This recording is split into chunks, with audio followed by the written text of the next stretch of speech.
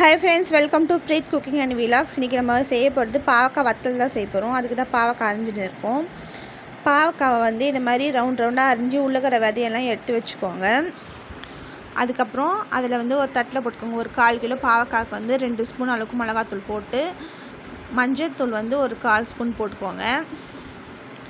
இதை நல்லா பெசரி விட்டு, தண்ணியெலாம் ஊற்றி பெசரிய தேவையில்ல, அப்படியே ட்ரையாக பெசஞ்சுக்கோங்க. அது இந்த காயில் இருக்கிற தண்ணியே போதும் நம்மளுக்கு. அதுக்கப்புறம் தேவையான அளவு உப்பு போட்டு நல்லா பெசரி விடுங்க. நம்ம காமிச்சிருக்க மாதிரி நல்லா பிசைஞ்சு எடுத்துன்னு போய் வெயிலில் வச்சிடணும். 2 நாள் வெயிலில் வைக்கணும். இதை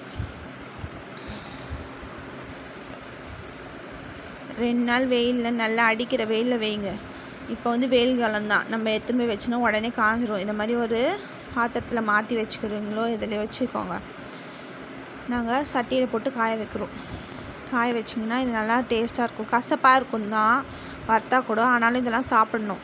இனிப்பு, துவர்ப்பு, கார்ப்பு, கசப்பு, புளிப்பு, உவர்ப்பு எல்லாமே அறுசுவையும் நம்ம சாப்பிட்ணும். அப்போ தான் நம்ம உடம்பு நல்லாயிருக்கும்.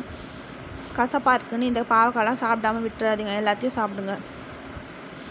அதுக்கப்புறம் இதை வெயிலில் வச்சுட்டு இந்த மாதிரி உடச்சி பாருங்கள்.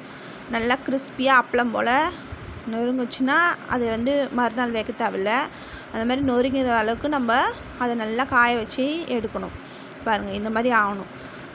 அது மாதிரி ஆச்சுன்னா தான் நல்லாயிருக்கும். வச்சுருந்து சாப்பிட்லாம். இல்லைன்னா பூர்ணம் பத்து போயிடும், நல்லா இருக்காது. அதுக்கப்புறம் அதை எடுத்து எண்ணெயில் பொரித்து சாப்பிட்டிங்கன்னா நல்லாயிருக்கும். டேஸ்ட்டாக கசப்பாக தான் இருக்கும், இருந்தாலும் நம்ம சாப்பிட்ணும் தான். அது ஒரு டேஸ்ட்டாக இருக்கும் எண்ணெயில் பொரிச்சா. நீங்களும் ட்ரை பண்ணி பாருங்கள். பாய் ஃப்ரெண்ட்ஸ், பிடிச்சிருந்து லைக் பண்ணுங்கள்.